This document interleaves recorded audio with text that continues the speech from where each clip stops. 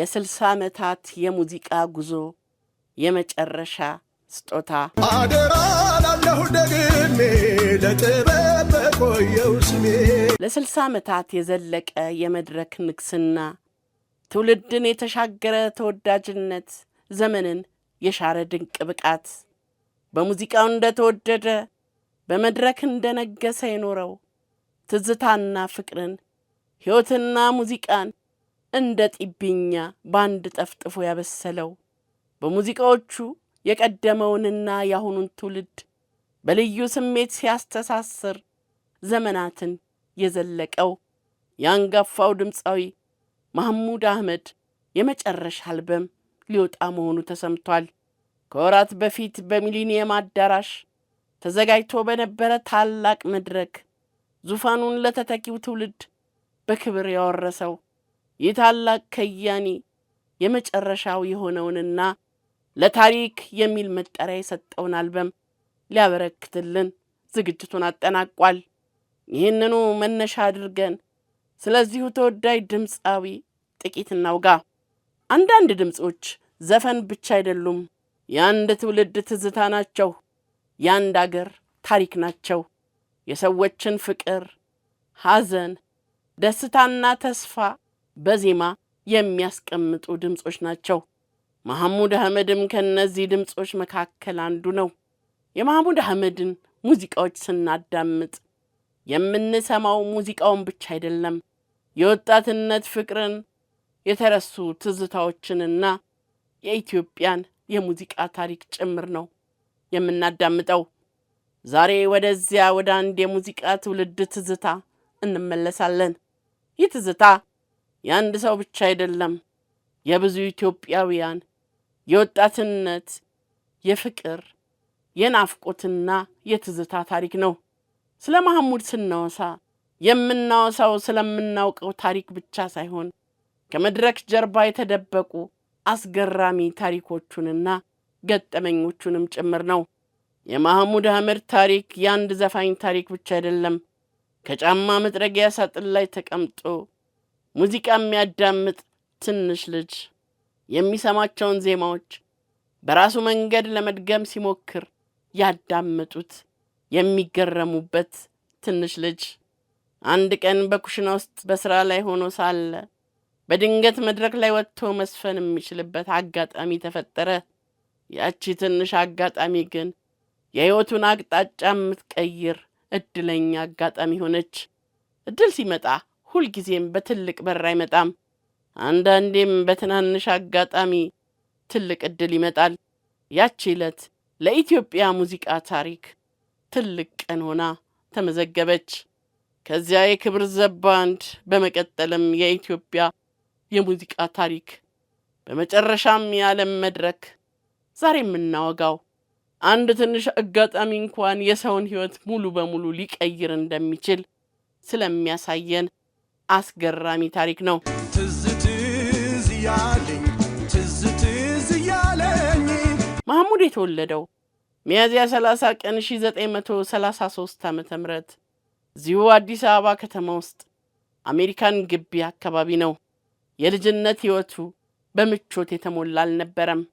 ይልቁንም ከሕይወት ጋር ብርቱ ትግል መቅጠም የጀመረው ገና በልጅነት ዕድሜው ነበር። ኑሮን ለማሸነፍና ቤተሰቦቹን በገንዘብ ለመደገፍ ያገኛቸውን ጥቃቅን ሥራዎች ሁሉ መስራት የጀመረውም ልጅ እያለ ነበር። የቤተሰቦቹ ደካማ ኑሮ ቁጭ ብሎ ትምህርቱን ለመማር እንዲችል ዕድል ያልሰጠው መሐሙድ ዕድሜው ገና 10ን እንኳን ሳይሻገር የሊስትሮ ሳጥኑን ይዞ ለሥራ ወጣ። ኑሮን ሊያሸንፍ ከቤቱ የወጣው ታዳጊ እግር ጥሎት የቀዳማዊ ኃይለ ሥላሴ ክብር ዘበኛ ባንድ አባላት ከሥራ በኋላ በሚዝናኑበት አሪዞና ክለብ ውስጥ በአስተናጋጅነት ተቀጠረ። ይህች አጋጣሚም ለመሐሙድ የሙዚቃ ሕይወት ጅማሬ በር የከፈተች ተአምረኛ አጋጣሚ ሆነች። ክለቡ ጥላሁን ገሰሰን ጨምሮ የወቅቱ ኮከብ ድምፃውያን የሚዘፍኑበት ክለብ ነበር። ሁልጊዜም አመሻሽ ላይ ድምፃውያኑ ሲዘፍኑ በተመስጦ ይመለከታቸው ጀመር። እነሱን የመሆን እንደነሱ በመድረክ ላይ ወጥቶ የመስፈን ምኞቱ እረፍት ነሳው። የመሐሙድ የሙዚቃ ሕይወት ጅማሬ እውን ሊሆን ቀኑ ደረሰ። እድል ለመሐሙድ አደላች። ታዳጊው አስተናጋጅ የመኝና ያልንም የነበረውን ዘፋኝ የመሆን ሐሳብ የሚያሳካ አንድ አጋጣሚ ተፈጠረ። በክለቡ የሚጫወቱ ሁሉም ድምፃውያን ለሥራ ወደ ድሬዳዋ በመሄዳቸው ምክንያት ሙዚቀኞቹ ያለ ድምፃዊ እየተለማመዱ ነበር። ይህ ሁኔታም የመሐሙድን ስሜት ገዛ። ሥራውንም ቀልቡንም ጥሎ ሙዚቀኞቹን ቆሞ ያዳምጣቸው ጀመር። እነሱ ልብም አላሉት።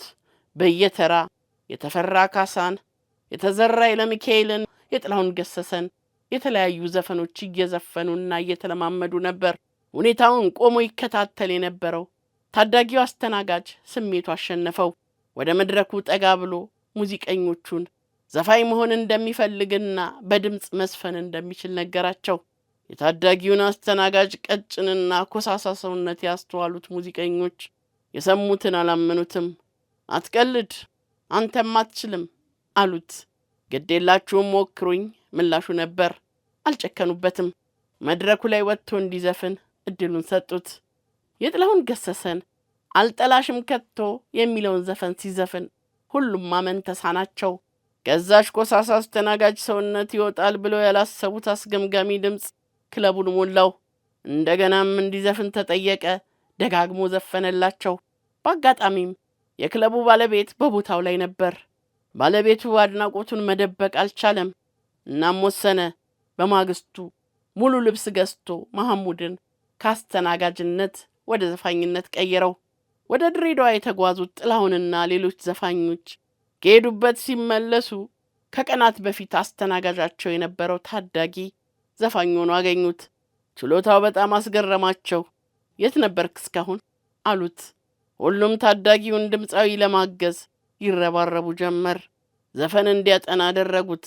ብዙም ሳይቆይ አላወቅሽልኝም የተሰኘው የመጀመሪያ ዘፈኑ የሆነው ግጥም ተሰጠው።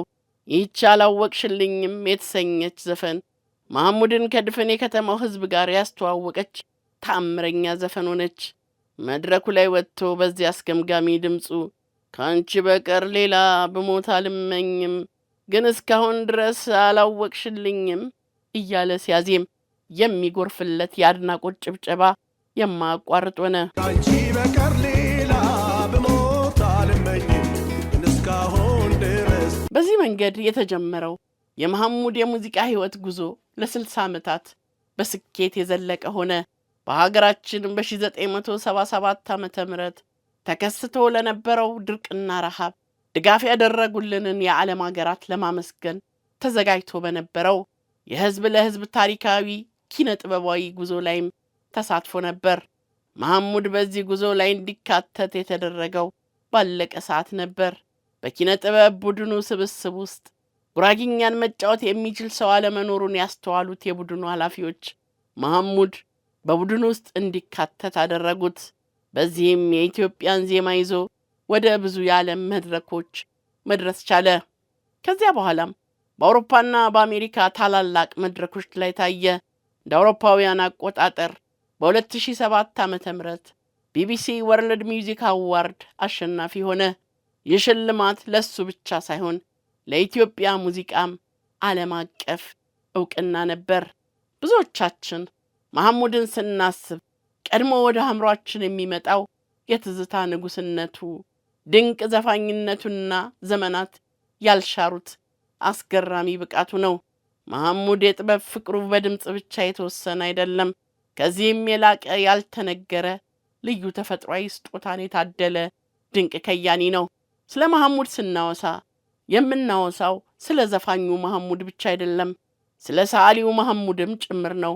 ከማይክራፎን ፊት ቆሞ ድምፁን የሚያሰማው አርቲስት ከወረቀትና ከእርሳስ ጋር የሚገናኝ ስለነበረበት ያልተነገረ ታሪኩ።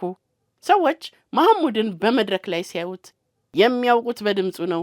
ነገር ግን ከመድረክ ርቆ በጸጥታ ወረቀት ፊት ሲቀመጥ ሌላ የጥበብ ዓለም ይከፈትለት ነበር። እሱ በዜማውና በድምፁ የሚናገረውን ስሜት በስዕሉም መግለጽ ይችል ነበር። ስዕሉም ሌላ የውስጡን ዓለም የሚናገርበት ጥበቡ ነበር። እንዲያውም አሊያንስ ኢትዮ ፍራንሲስ ስዕሎቹን ለማሳየት ጋብዞት የነበረ ቢሆንም እሱ ግን ግብዣውን አልተቀበለም። መሐሙድ አንድ የሚናገር ድምፅ ብቻ ሳይሆን ብዙ የሚገልጹ ችሎታዎች ያሉት ሰው ነው። ድምጽ ያለው ሰዓሊ፣ ስዕል ያለው ዘፋኝ። ከ6 አስርት ዓመታት በላይ በሙዚቃ ዓለም እንደተወደደ የቆየው መሐሙድ አህመድ አሁን ለትውልዱ የሚያስቀረው ሌላ ስጦታ ይዞ ብቅ ብሏል። ለታሪክ የተሰኘውን 26ኛ የስቱዲዮ አልበሙ የቀድሞውን የኢትዮጵያ ሙዚቃ ውበትና ቅርስ ከዘመናዊ የሙዚቃ አቀራረብ ጋር ለማጣመር የተዘጋጀ ነው። አልበሙ ያለፈውን የኢትዮጵያ ሙዚቃ ከወደፊቱ ጋር ለማገናኘት የተደረገ ሙዚቃዊ ድልድይ ነው። ለታሪክ አልበም ያለፈውን ለመዘከር ብቻ ሳይሆን የሚቀጥለው ትውልድ የሚያዳምጠውን የሙዚቃ ቅርስ ለመተው ታስቦ የተዘጋጀ ስጦታ ነው። ሙሉ አልበሙ በቀጣዩ መስከረም ወር አጋማሽ ላይ እንደሚወጣ ተነግሯል። የመጀመሪያ ዜማውም በእንቁጣጣሽ ዋዜማ ይለቀቃል ተብሏል። የትዝታው ንጉሥ መሐሙድ አህመድ ብዙዎች ያላገኙትን ትልቅ ዕድል አግኝቶ በሕይወት ሳለ ወግ ማድረጉን አይቷል። በሙዚቃ ሕይወቱ ላለፉት 60 ዓመታት ላበረከተልን ዘመን ተሻጋሪ ሥራዎቹ ምስጋና፣ ለውለታው ታላቅ ክብር፣ ለቀሪ ዘመኑ ደግሞ መልካም ምኞትን የሚገልጽ ፕሮግራም ጥር 3 ቀን 2017 ዓ.ም በሚሊኒየም አዳራሽ ተዘጋጅቶለት ከመድረክ በክብር ተሰናብቷል። ዛሬ ከጫማ ብሩሽ እስከ ዓለም መድረክ፣ ከክለብ እስከ ዓለም አቀፍ ዝና፣ ከዜማ እስከ ትዝታ ያለውን የመሐሙድ አህመድን ጉዞ ቃኘን። መሐሙድ አህመድ የዘፈነው ለዛሬ ብቻ አልነበረም፣ ለነገም ነበር፣ ለትውልድም ነበር፣ ለታሪክም ነበር።